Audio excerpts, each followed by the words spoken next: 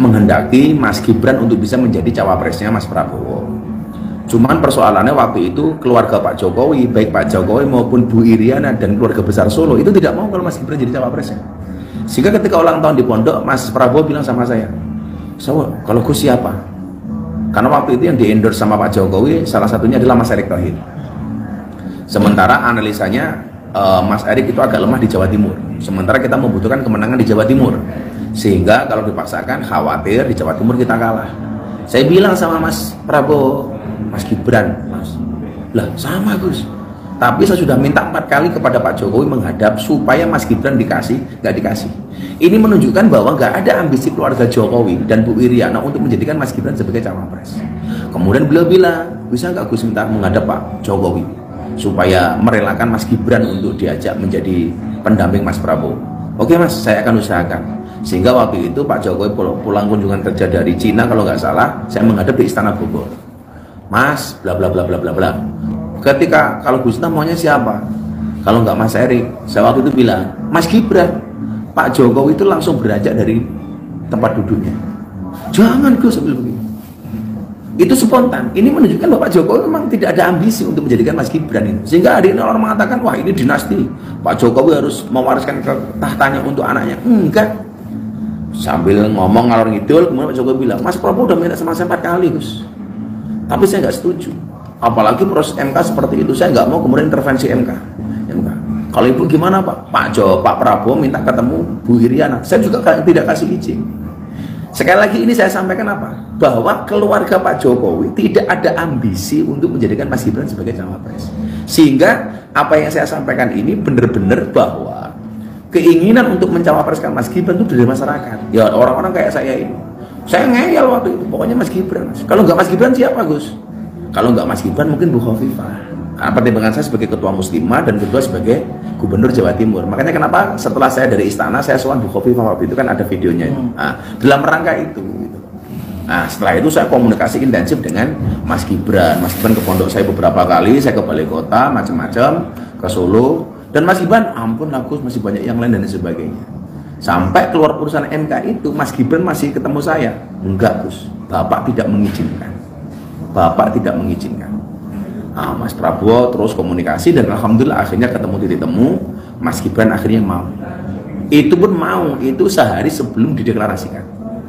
Sebelumnya nggak mau Pak itu. Ini menunjukkan bahwa nggak ada ambisi baik dari Pak Jokowi maupun dari Mas Gibran. Kira-kira.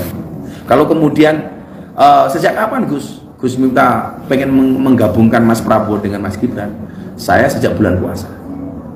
Jadi waktu itu belum ada nama Gibran, belum ada. Makanya saya dulu punya pantun tuh Gibran ketika ada jadi Balai Kota Solo, saya bilang, "Beli gorengan dapatnya ramen. Ada Mas Gibran calon wakil presiden." Wah itu udah jauh. Prabowo Gibran sudah menang dalam posisi 60% kurang lebih. Ya, artinya mutlak satu putaran dan karena itu saya menghimbau tidak produktif dan kontradiktif dan kontraproduktif ya dan merugikan kalau ada kelompok-kelompok yang masih mau mempermasalahkan itu. Saya yakin tidak akan berhasil, tidak akan menang. Karena sekali lagi sebelum ada pembuktian tentang kecurangan IT, terutama IT-nya KPU, saya kira seluruh statement, seluruh pernyataan dari berbagai kelompok tentang kecurangan-kecurangan itu sudah telat, sudah basi, sudah mubasir. Karena itu sebenarnya kecurangan itu sudah berlangsung jauh sebelumnya. Ya, tetapi nggak ada yang demo di situ. Nggak ada yang protes. Nah, kenapa sekarang setelah Anies Imin kalah, Ganjar Mahfud kalah, baru protes-protes? Ingat, kalian nanti akan dibentur-benturkan sendiri. Jangan lupa loh, baru sehari Surya Paloh sudah mau ketemu Jokowi. Untuk apa tentu? Makan malam di istana. Untuk apa? Bagi saya itu pasti untuk koalisi dan kolusi dalam tanda kutip. Ya, itu yang nikmati nanti hanya elit-elit politik. Tapi relawan kalau mau terprovokasi, hancur sendiri. Benjol-benjol sendiri. Kalau nggak ditubrukkan antara relawan, dia ditubrukkan antara relawan dengan polisi dan tentara. Dan kalian rugi.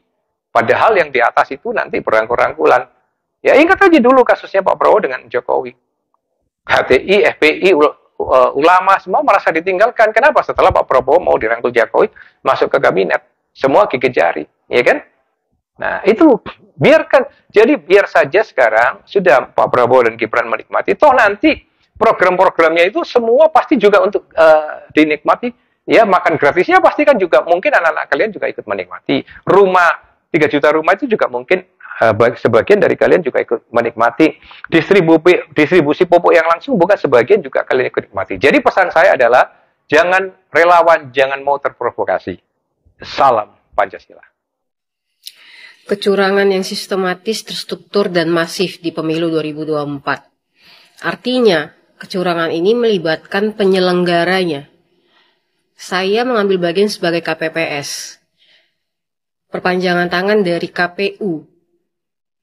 KPPS ini bertugas di setiap TPS, di mana setiap anggotanya terdiri dari 7 orang. Dalam setiap TPS itu dihadiri oleh beberapa saksi yang berasal dari partai-partai yang berbeda.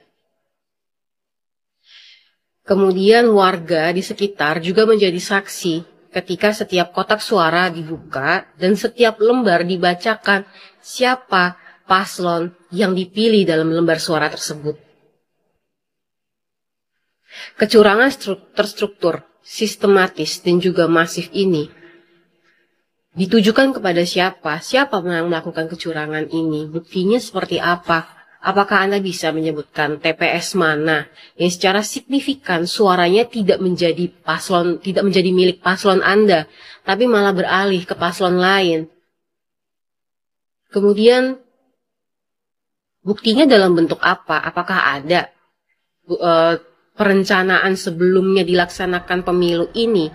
Ada bentuk perjanjian ini akan dimenangkan satu paslon ini gitu. Itu kan yang artinya terstruktur, sistematis, dan juga masif. Apakah sudah ada? Jangan sampai bentuk kecurangan ini disuarakan hanya semata-mata karena ketidaksiapan paslon yang kalah menghadapi bahwa ya suara mereka memang tidak bergerak, tidak ada perubahan dari awal quick count diumumkan di televisi secara nasional, bahkan sampai beberapa hari ke depan suara mereka tidak bertambah dan secara signifikan 50+1 itu sudah terjadi di salah satu paslonnya. Karena jika ini terjadi kan artinya seperti sia-sia gitu yang dilakukan oleh KPPS. Kami bekerja lebih dari 24 jam untuk melakukan penghitungan suara. Kemudian karena ada paslon yang tidak puas, tidak sesuai dengan ekspektasi mereka, mereka sampaikan ini curang. Padahal di tiap TPS, kami KPPS sudah melaksanakan dengan semaksimal mungkin, sudah mengerahkan setiap tenaga kami, effort kami yang sebaik-baiknya demi terlaksananya pemilu. Jadi kiranya kita bisa berpikir jernih, bisa bijaksana, menghadapi hasil pemilu yang sudah berlangsung ini. Selamat ya buat Bapak Prabowo dan Mas Gibran. Tadi pagi saya lihat hasil quick count-nya sudah melewati 57%. Wow, luar biasa. Nah, pemilu kali ini benar-benar banyak pembelajarannya bagi kita sebagai rakyat Indonesia. Bahwa ternyata rakyat Indonesia ini senang dengan hal yang tidak terlalu serius. Kita melihat Pak Prabowo ini sekarang lebih santai, lebih lucu. Kemudian ya kalau lagi serius ya dia serius.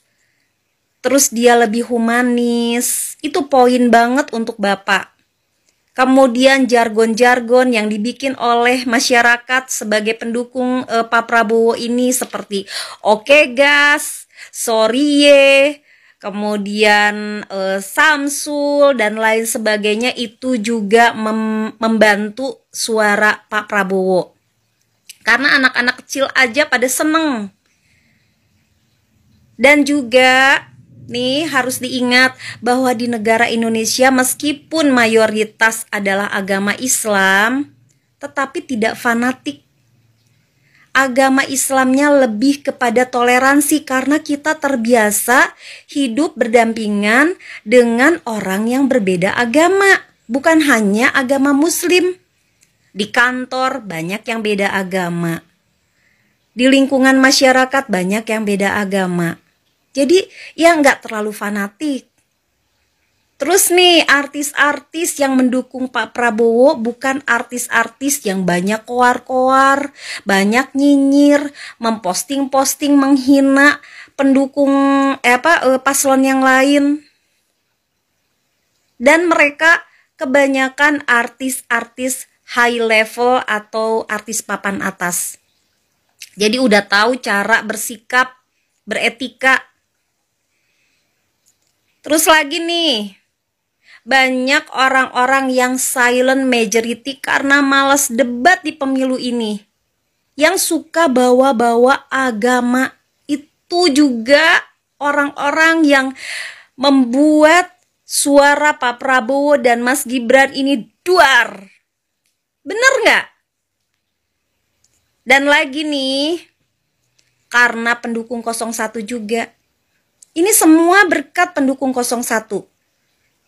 Pendukung 01 ini setiap saya pribadi nih memposting video, selalu di dalamnya banyak komenan amin satu, amin satu, amin satu. Jadi sama Allah dikabulin doa-doanya, diamin-aminin.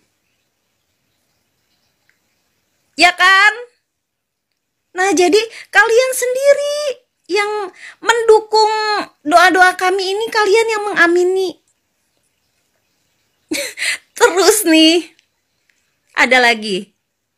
Bahwa Pak Prabowo ini karena dia banyak diam, ketika dihina ini triggernya. Ketika dia dinilai 5 dan 11 dari 100 oleh kedua paslon, membuat rakyat Indonesia simpatik kepada Pak Prabowo. Yang tadinya bingung mau milih siapa, jadi mantap memilih siapa. Termasuk saya.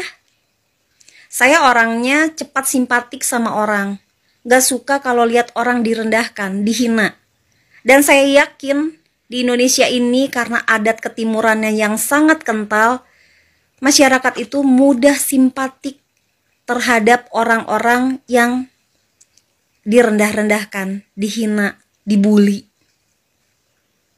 Jadi ya, pendukung 01 dan 03 harus menerima kekalahan.